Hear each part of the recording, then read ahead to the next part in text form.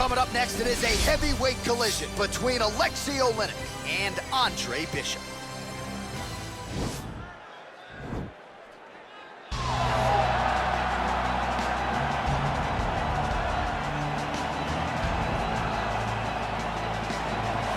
Well, pretty much every time out in the UFC, DC, this man has put on a striking clinic, and that is his methodology coming in here tonight. He'll try to keep the fight on the field. And that's why we tune in, right? That's why we tune in. We tune in to see guys that are dynamic. We tune in for the speed. We tune in for the knowledge of the striking game, the ability to set traps, the ability to find the jab, the ability to find the right hand, the right kick, the left kick, the knees, the elbows.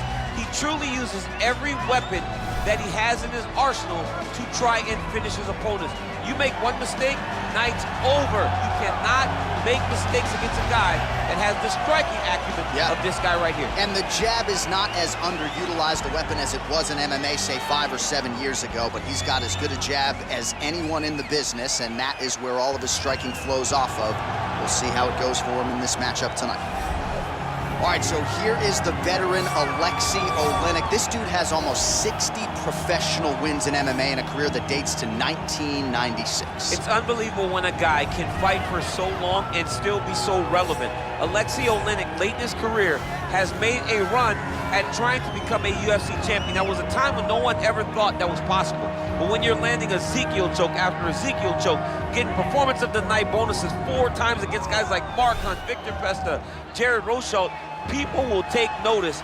And Aleksei Oleinik is that guy that puts you on notice the moment you goes in the octagon with him. I mean, he's got scarf hold, headlocks, Ezekiel chokes out the wazoo. Aleksei Oleinik, back-to-back main events against Mark Hunt and Alistair Overeem, still trying to chase down his first UFC title shot. Our tale of the tape for this heavyweight fight. The American is 36. The Russian is 46. He weighed in at 240 pounds. He will have a 6-inch reach advantage. Now for the official introductions, here's Ladies and gentlemen, this fight is 3 rounds in the UFC heavyweight division. Introducing first, fighting out of the blue corner, a boxer holding a professional record of 10 wins, no losses. He stands 6 feet tall, weighing in at 218 pounds. Fighting out of Philadelphia, Pennsylvania, Andre. And now introducing his opponent, fighting out of the red corner, a wrestler holding a professional record of 61 wins, 17 losses, and 1 draw. He stands 6 feet 2 inches tall, weighing in at 240 pounds. Fighting out of Moscow, Russia, Aleksei, the boa constrictor, Oleinik.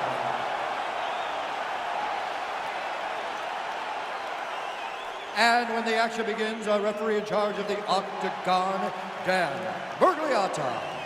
Dan Mergliotta, your referee. You ready?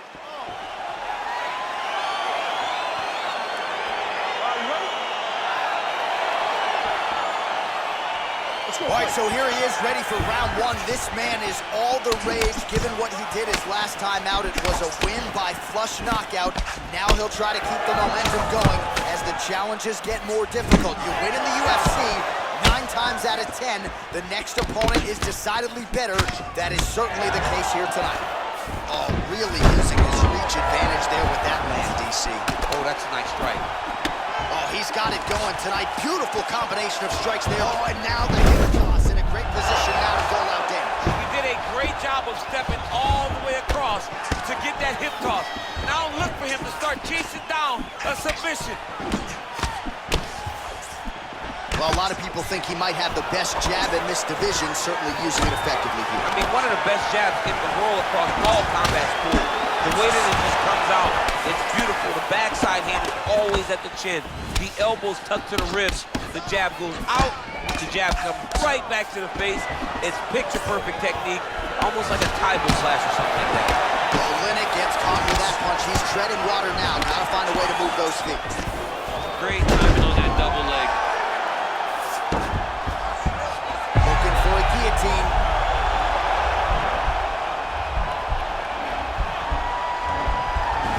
Guillotine.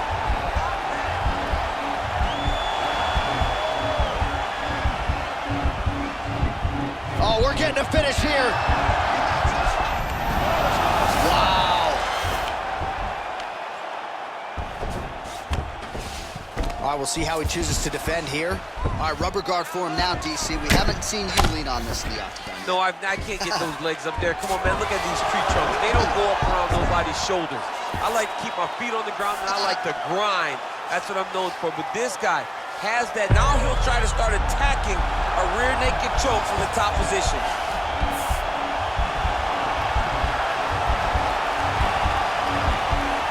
His opponent's got double hooks in, now under the chin. It's starting to get deep. This is tight.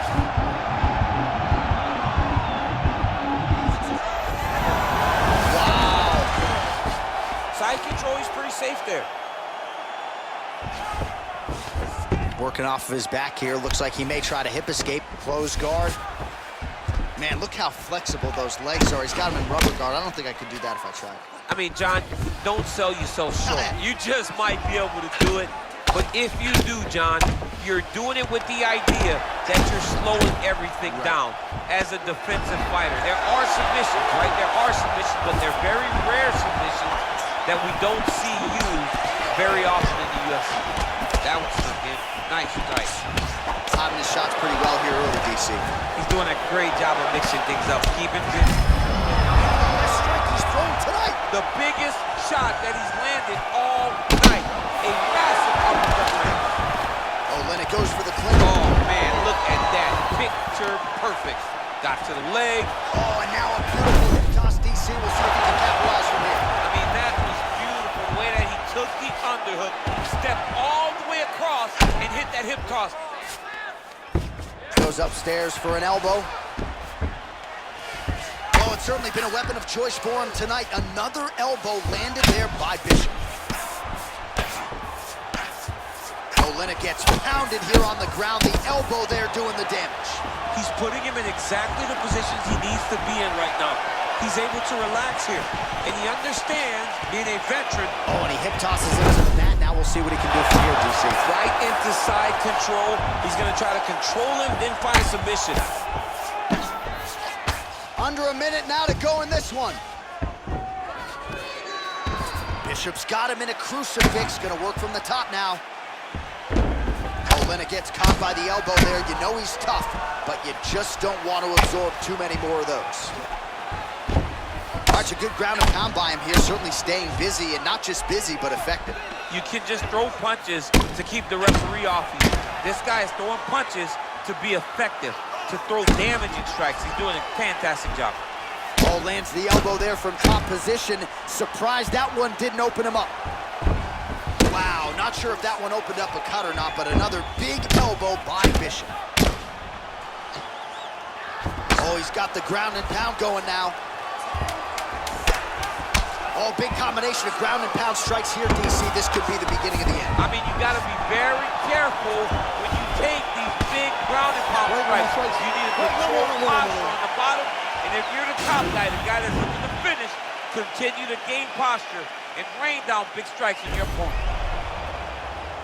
All right, let us now look back at some of the highlights from that round, and there just aren't that many guys on this roster that can keep up this offensive wrestling pace over 15 or 25 minutes. But he's one of those guys. He is one of those guys that's able to continuously take you down even if you get up over and over. He has this ability to maintain that pace and pressure that he can wear his opponents down. That's why you see him get so many finishes as the fights progress. Okay, you ready? All right, well, we'll see if his opponent can make the requisite adjustments. He got taken down left and right there that previous round. It's going to be very difficult because he never got a specific type of takedown. It was always something different, but it always led to his opponent getting great top position. Very nice leg kick there by Oleinik. Beautiful takedown land. And he gets the single leg takedown. There was a lead elbow. So he's mixing everything up. Single collar tie now. Bishop gets caught with that punch. Not the easiest guy in the world to hit, but he got caught there. Well, the opponent seemed to think he had shored up the takedown defense. It did not hold up there. It may feel good in practice, but you don't know until the guy's in front of you hitting takedown attempt after takedown attempt. Oh, reversal here, DC. What a way to switch the position. Fantastic movement by the bottom fighter. Oh, get the cut man ready. Good series of elbows there. Oh, yeah, he's got his work cut out for him. He is tearing this guy apart with those elbows. Nice work here off the bottom as he delivers a nice elbow. Oh, back to the well with the elbow. That one landed clean again. Oh, nice job to reverse position on the ground. It was bad, but now it's not so bad. What a fantastic sweep. Nice punch land over the top. Nice 1-2 there. Both fighters hanging down in the pocket and both landing. All right, he engages in the single collar tie, and he landed the right hand there. Oh, beautiful jab there. It's one thing to have length, of course, it's another to use it effectively. Beautiful job with that jab. Well, he has landed some good shots, DC, but really unable to string anything together in terms of solid combinations. It's because he's not committing to it fully. He throws his jab. He may float a right hand out there, but he's not. Again, going for the takedown here. That will absolutely work. It will absolutely work because every time he shoots, he is 100% certain he is going to secure a takedown. Well, it's hard to win a fight working off of your back, but that elbow is useful. So we have crossed the midpoint in this one. Close guard.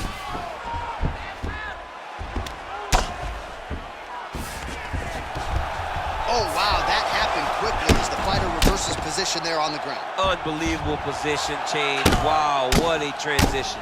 Man, I don't know how you guys eat elbows like this. I know you try not to, but there is no pad, no glove, no nothing on those elbows. He is all beat up from these elbows. I know he's fighting valiantly, but he cannot take many of these shots. All right, bottom fighter here, maybe looking to hip escape, DC. All right, working out of side control here. His opponent trying to control posture, but you got to be careful here. Oh, nice knees by him. Man, he does not discriminate. He is throwing to all parts of the target tonight. They talk about using all your weapons. Tonight, he is using those knees to slow down his opponent. Knee to the body here in side control. 90 seconds now remain in the round. Oh, nice elbow there from the top. The ground and pound is working tonight. Elbows landing now. Oleinik gets pounded here on the ground. The elbow doing most of the damage there. Oh, elbows landing in bunches. Now you gotta cover up. It's the elbow there.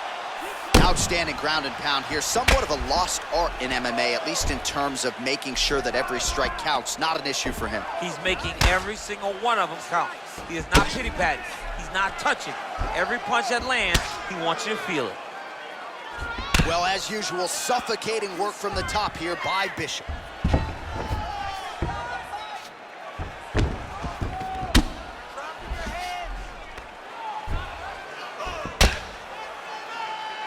Able to land the single ground strike there.